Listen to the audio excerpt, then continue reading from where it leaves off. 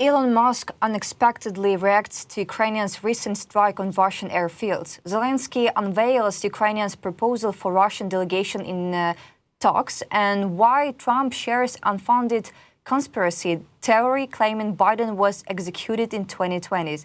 We will talk about this with political analyst, European Leadership Network, UK member, Alexandra Filippenko. Alexandra, glad to see you and thank you for joining us. Thank you for having me. I'm glad to be here. Alexandra, the security service of Ukraine strike on a Russian airfield was Ukraine's longest range operation. It was prepared for more than a year and a half, informs Ukrainian President Volodymyr Zelensky.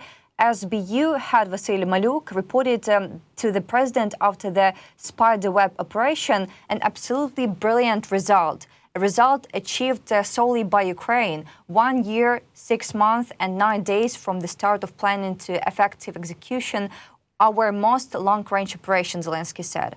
How does Ukrainians' Spiderweb operation prove that President Zelensky actually had some strong cards to play, despite President Trump's earlier claims that he had none? Exactly. That's what the first thing that came to everyone's mind, that Zelensky knew that he had the cards, but he just couldn't really talk about it or give any information about the ongoing operation, the long and hard operation. We all understand this is the harshest strike throughout the full-scale invasion since 2022, and the harshest strike from the Ukrainian part.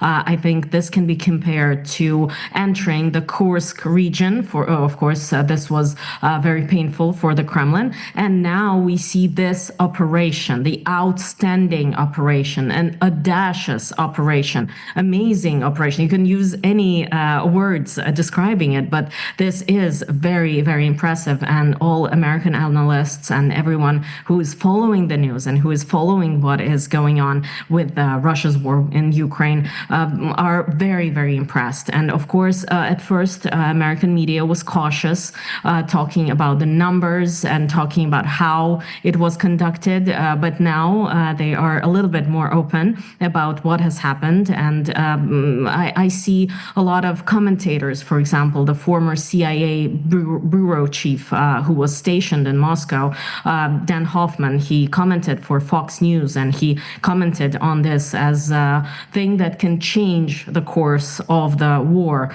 and the thing that is needed to be seen also by the US specialists, also by the American side, that Ukraine really needs weapons. Ukraine needs to fight back, but if it doesn't have the means right now, Ukraine will find a way to strike, will find this spectacular way to fight. And then, of course, I think for everyone who is following the news in general, this reminded the operation, the Israeli operation with pagers. And of course, there are many comparisons.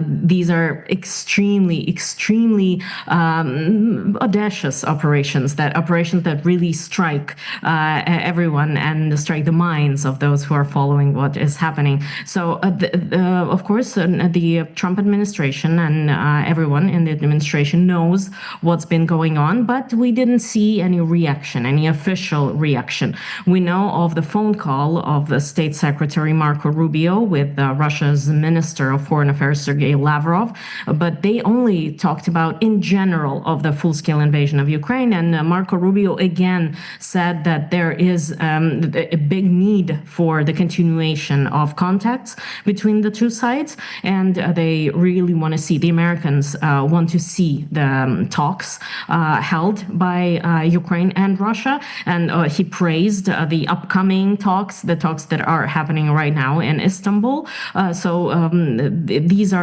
were the only words that were said, and of course, Marco Rubio said a few words about trains with civilians. So they only talked about that, although we understand that the American side, of course, knows what's been going on, and of course, everyone is very, very impressed by what is going on. And psychologically, I think this would mean a game change for the Europeans, of course, and for the American side too, because now, yes, we see those cards. We see those cards by Volodymyr Zelensky and by Ukraine in general, of course. Thanks to every hero who took part in the Spiderweb operation, from the brilliant minds who planned it to the fearless operators who carried it out. Your courage, precision and dedication delivered one of the most extraordinary blows to Russian military infrastructure since the full-scale invasion began. Alexandra, you... Yeah. Could I add just one thing? Yeah, I noticed one interesting thing in American media. They are commenting on the operation. They are sometimes using Spiderweb 1. So this would suggest that there can be Spiderweb 2, 3, 4, 5, and maybe there's something else. So this adds up to the pressure, let's say, on the Russian side, and of course it's also really praised by the American media. We're waiting for Spiderweb 2, and you said about talks with Russia. Ukraine will propose a ceasefire during talks with Russia in Istanbul. The proposal calls for a complete and unconditional ceasefire, says Ukrainian President Volodymyr Zelensky. If Russia rejects a full ceasefire now, what else needs to be proven about who wants this war to go on? Could this offer be the final test of whether Russia's leadership is capable of acting in good faith or just addicted to war? And we are seeing right now that the Trump administration is frustrated with what is happening. This frustration has been seen throughout the last few days and even weeks. And but Trump believes in his personal dominance and that he can dominate geopolitical reality of the world, and that all foreign leaders will not defy him. He will assert control. And what we are seeing, that Putin is ignoring and humiliating Donald Trump. First of all, President Putin is portraying President Trump as, in Russian media, as someone who doesn't mean that much. And of course, in the American media, and of course, the American administration knows so well what is happening in Russian propaganda. And Donald Trump is getting more and more frustrated. He doesn't want to escalate. He doesn't want those tariffs, actually sanctions on Russia, to be to go through Congress, first of all, because we are, as we've discussed with you already previously, those Sanctioning Russia Act and the second the Sanctioning Russia Act in the Senate, and the other act on sanctions in the lower chamber, they are being reviewed right now in the committees of the American Congress, and Donald Trump doesn't want that to go through. He doesn't want it to be voted on by congressmen, because for him this would mean the rupture of his relationship with Vladimir Putin. And Donald Trump strongly believes that he can restore those relations, or he can make those relations work for everyone's benefit through trade, through financial means, through some long-term strategic interests and financial interests, and less pressure. That's his approach. But now we are seeing that his personal diplomacy has backfired. He tried to pressure Zelensky, and we saw this pressure, of course, during the Oval Office meeting, and later on it weakened a little bit during the Vatican meeting. But even recently, when Donald Trump was answering questions of the reporters, one of the reporters, and mind you, it's a Fox News reporter, he asked a question saying that it's so difficult to deal with Putin. He's so stubborn. And immediately Donald Trump said, and President Zelensky, he's stubborn. Zelensky's also. So this pressure on Volodymyr Zelensky is seen, of course, but Trump, who promised an easy way out of the war, of this conflict, as Russia would say, due to his personal relationship, that all proven hollow, that didn't work. And so this frustration boils over. And I think that this frustration, of course, as soon as the American side sees that memorandum, as the Russian side calls it, those proposals, this peace proposals, I'm sure they were dragging time just because those peace proposals were nothing short of a no-go, nothing short of impossible, totally impossible.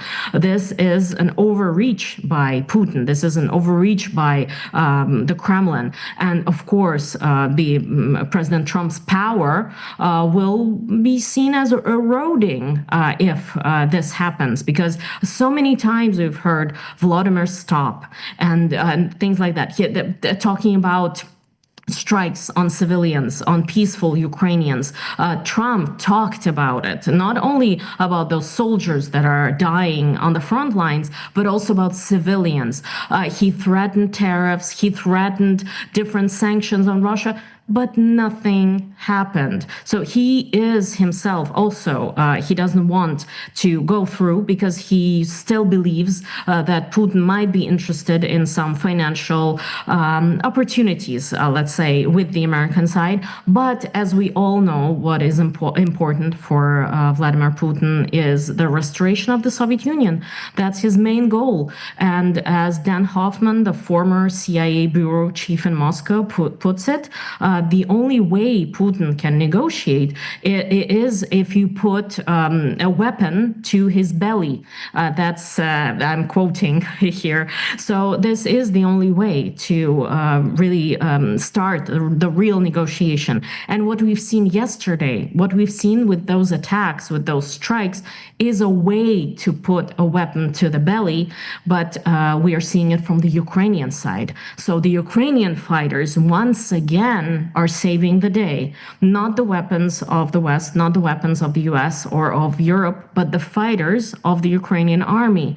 And maybe this will inspire somehow President Trump to move a little faster. Although what we are seeing, and we have to really look at the reality of things, not what we have in our fantasies, and not wishful thinking, not go into those wishful thinking ideas that maybe President Trump would impose harsh tariffs right now. No, he doesn't want to. He wants to trade. He wants to trade with Russia. He wants to trade. He already got the minerals deal with Ukraine. He wants to have some kind of a deal with Russia, and he wants to trade with Europe. He doesn't want Europe to spend that much money on the war. He wants everything to end, and for everyone to, as he said about India and Pakistan, not to trade nuclear weapons and flying rockets, not to trade rockets flying into each other's territory, but to trade. Just trade and buy and sell, etc., etc. That's what he wants. And right now we are seeing that he himself is a little bit dragging the time. But let's see what Congress does, because the Senate, the upper chamber, they already have more than 80 votes for those sanctioning Russia act, and they might really act this week. Maybe not President Trump.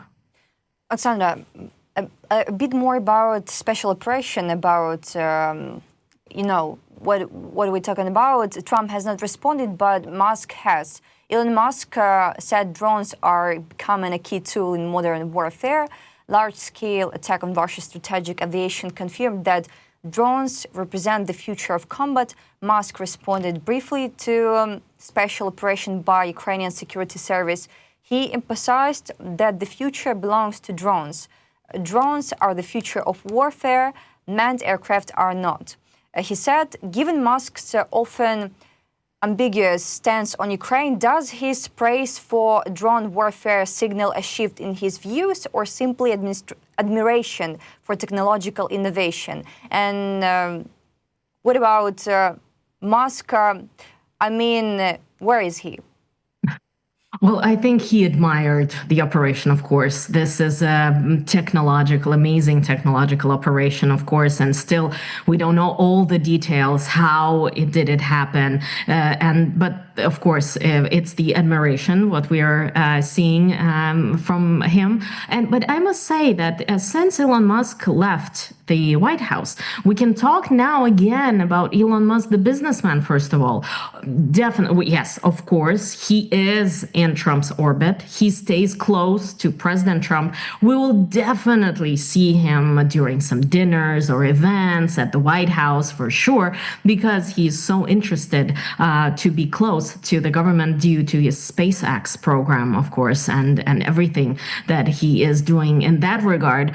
So he is very close to the government, but he has been in the government for 130 days. That's the time he could be as not as just appointed by the White House, and he didn't go through in Congress. He didn't want to become the real government employee, because to become a real government employee, you need to go through hearings in the Senate, and he didn't want to do that. So he came back to his business deals. And what we are seeing now, even in those last 30 days of Musk officially being part of the government, we were seeing him posting on X mostly about business deals.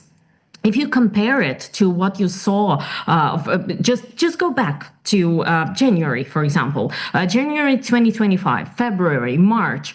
Just go back there and look at his feed on X. He was posting a 9 out of 10 posts were about politics, a 9 out of 10, and just one about Tesla or SpaceX or something or business, but everything else was about politics. Right now, things are absolutely different. 9 out of 10 are about business. We were seeing what's been happening with Tesla.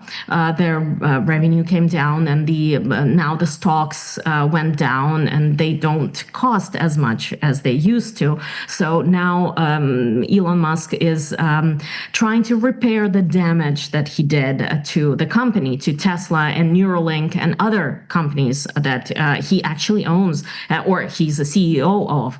So right now he's trying to repair the damage, but every once in a while he posts something about politics. And I would like to remind you that I'm sure everyone remembers that at the beginning of the full-scale invasion, he said that he would fight Putin one-on-one. Why need to go through with bombarding Ukraine? Just let's fight one-on-one. That was his proposal during one of the streams, and he even posted it on X. And of course, we remember Starlinks that play a big part in Ukraine, of course, even though, yes, we also all remember, I'm sure, that the bridge, that Elon Musk didn't allow to hit the Crimea bridge. That is actually talking about you cannot hit Russian territory. Actually, it's internationally recognized Ukrainian territory. But let's put it aside.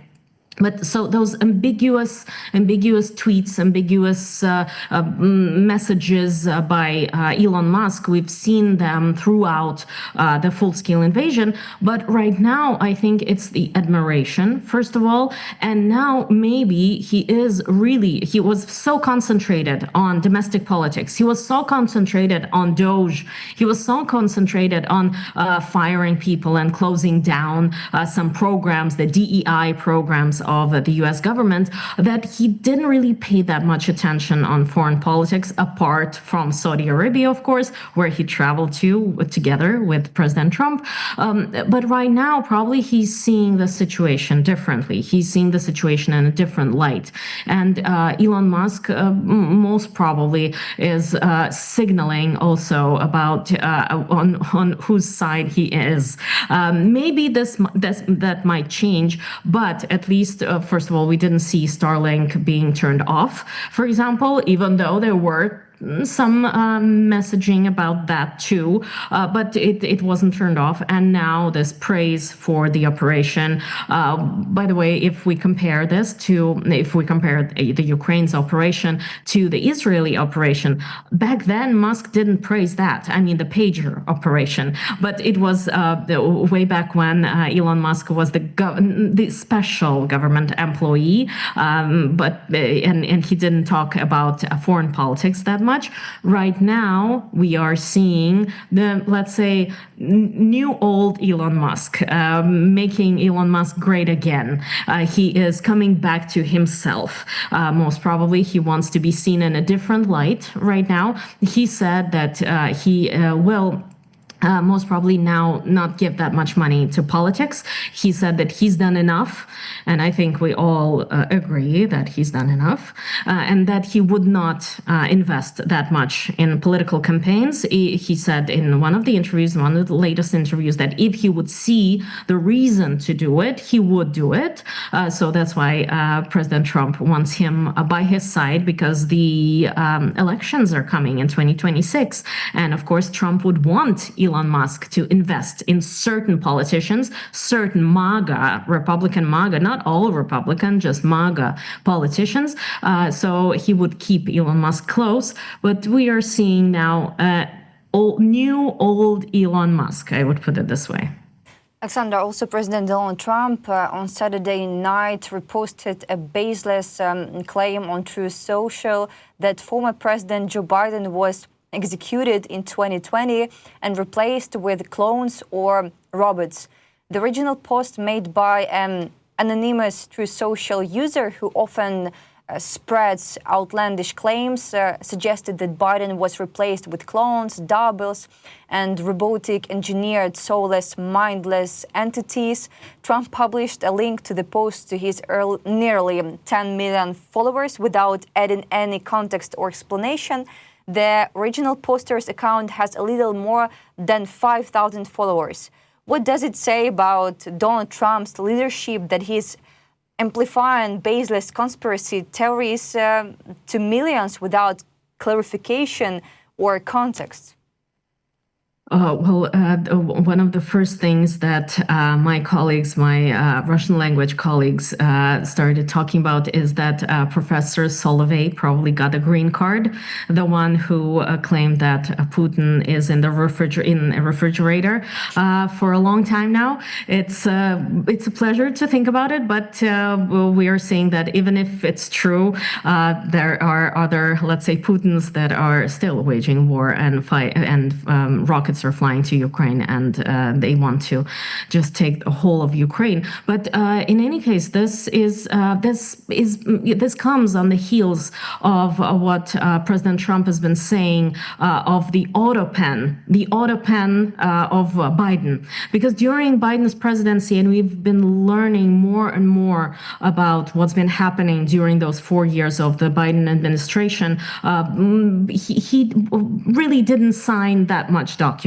A president needs to sign many, many documents. As you remember, President Trump loves to sign documents with his huge black pen in front of audiences. During his first day in office in January 20th, he even signed executive orders in front of thousands of people, and he in front of a crowd with cheering crowds, just loving the fact that they are seeing how President Trump signs executive orders, even though they were stricken down. Many of them were stricken down by the courts later on, but it doesn't matter. It was a show.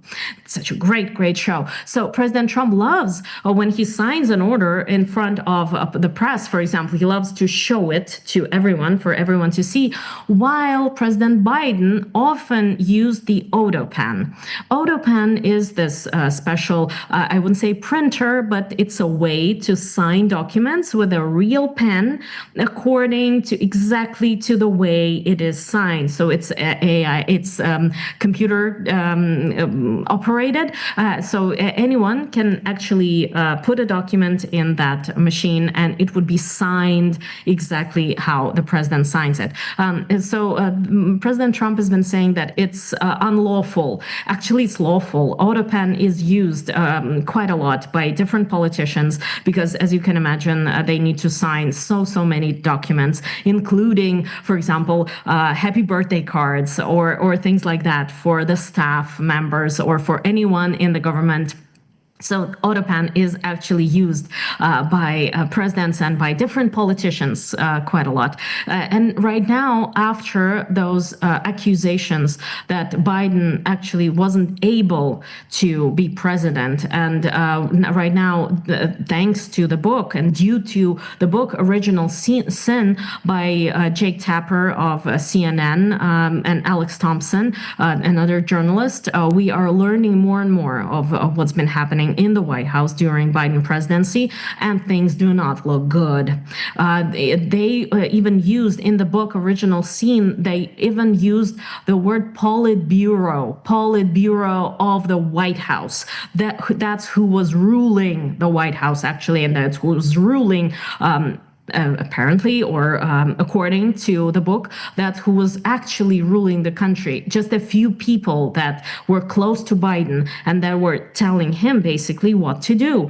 So right now, the Congress wants to investigate, and right now it is apparent that 4 people operated that AutoPen. So 4 people had access to that machine, that they could bring the document in and just press one button and have the document signed by Biden, but not by Biden, by his signature.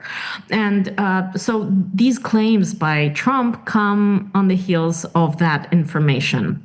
And that baseless and really conspiracy theory at its finest, I would put it this way. A conspiracy theory, just a great example. If you have a dictionary and you put in conspiracy theory there, that's what it should be. Like that's what it is. A conspiracy theory. Oh, Biden was executed in 2020. Executed by who? How? Biden was cloned, and robotic, engineered, soulless, mindless entities are what you see, not Biden.